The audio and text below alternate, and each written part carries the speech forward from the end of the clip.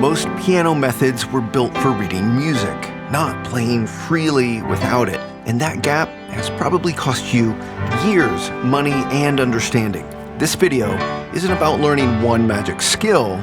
It's about giving you a completely different way to look at the piano, and nothing will accelerate your playing faster than that.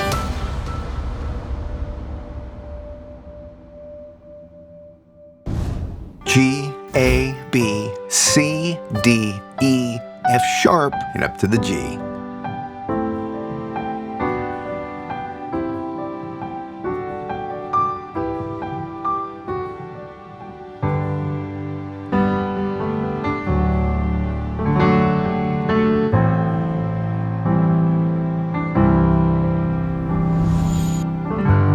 That's language. And here's what you just heard. Letters becoming words, becoming a sentence. And here are your letters as numbers. This is your alphabet. There's 7 of them, 1 through 7, and that's all you need to get started. I've also made a free lesson guide so you can follow along with this video. You can practice at home. That link is in the description. When you stack those notes to create 3-note words, your triads in the major scale.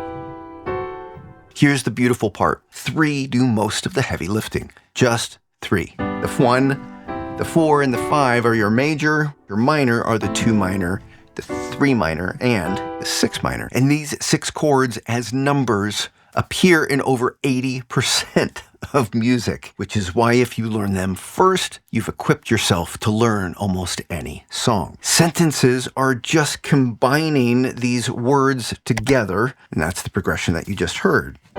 Your 1, your 5, a 2 minor, up to a 4. That is a musical sentence.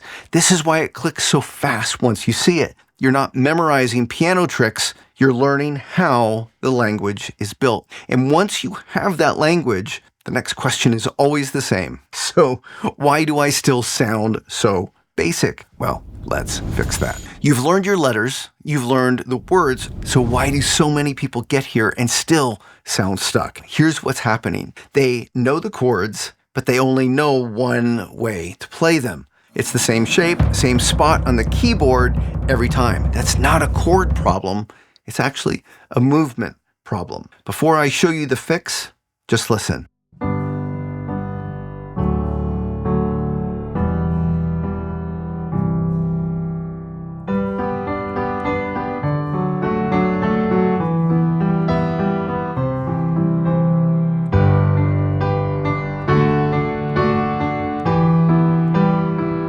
You can play any chord 3 ways, what I call the 3 Bs. Block, broken, and back and forth.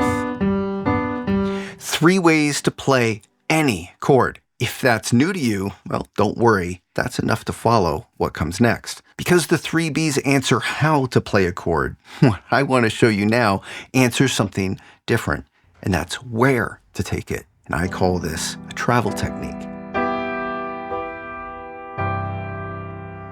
Travel just means taking the same chord and moving it to a different place on the keyboard. It's the same meaning, but a different voice. Think of it like saying something quietly across the table to someone versus saying it to that same person on the other side of the room. Same words, completely different feeling. Now watch what happens when I randomly travel across the keyboard, but using 3 Bs.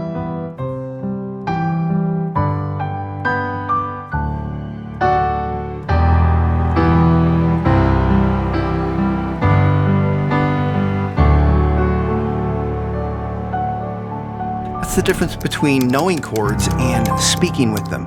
And honestly, we've barely scratched the surface of what triads can do. Most people rush right past them or treat them as basic. They aren't. These are the core essentials of how music works. And if you want to go deeper, that's exactly what Chord Essentials 1 is built around. Simple skill stacked on simple skill. I'll leave a link in the description. 2 things will save you more time than anything else that I've said. First, I want you to choose your ears over your eyes. Most people practice visually, watching their hands almost with tunnel vision.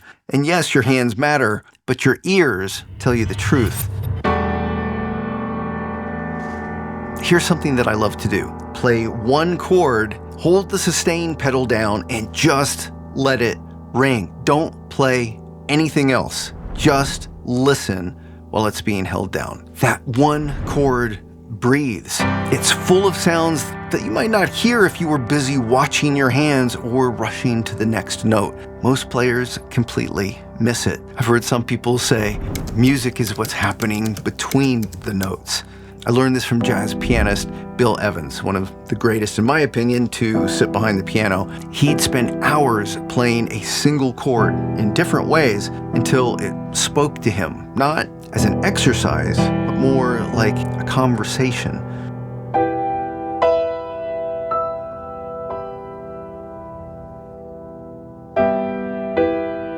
To me, that's ear training at its highest level, and it's available to you right now, whatever level that you're at. So try this.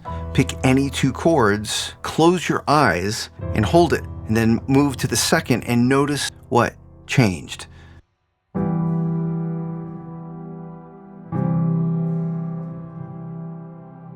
What emotion is it conveying? How does it make you feel? That's your ear waking up, connecting your heart to your hands. The biggest musical problem isn't technique, it's the inability to really listen. This is where you start fixing that.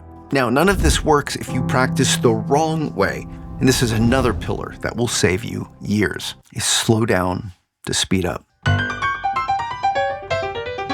This works whether you're learning a country lick or a classical piece, and most players stumble onto it years too late, if ever. It's the single habit that will save you more time than anything else that I will teach you today. Every time my fingers didn't quite agree with what I was asking them to do. It sounds almost too simple, and it's not flashy, and sometimes it's even boring. Here's why.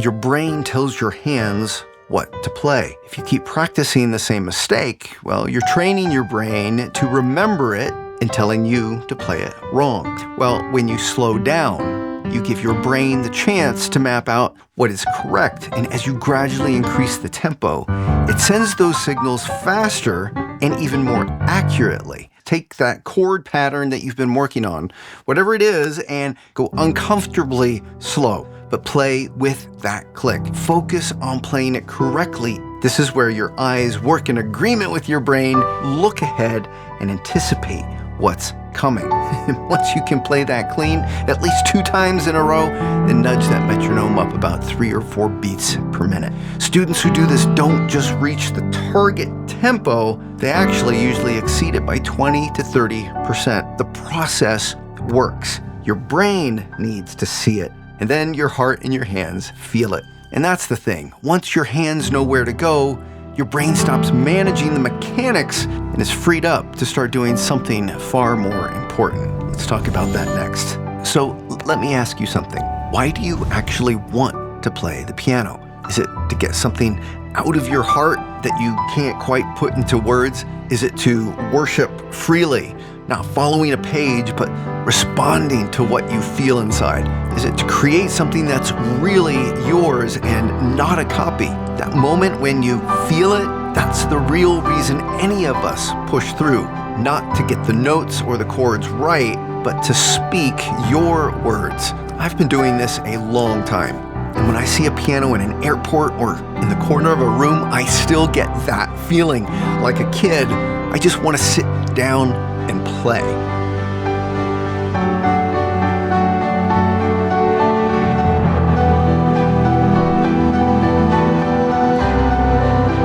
Even what you see me playing now came from the exact same building blocks this entire video was built on. It's the same letters, the same words, and the same 3 ways to play them and move around the keyboard. What makes this music is your heart and your why. And that part, nobody can teach you.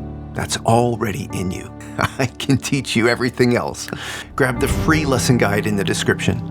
And in the next video, I'll show you how to turn all of this into something that actually moves you. I'm Steve.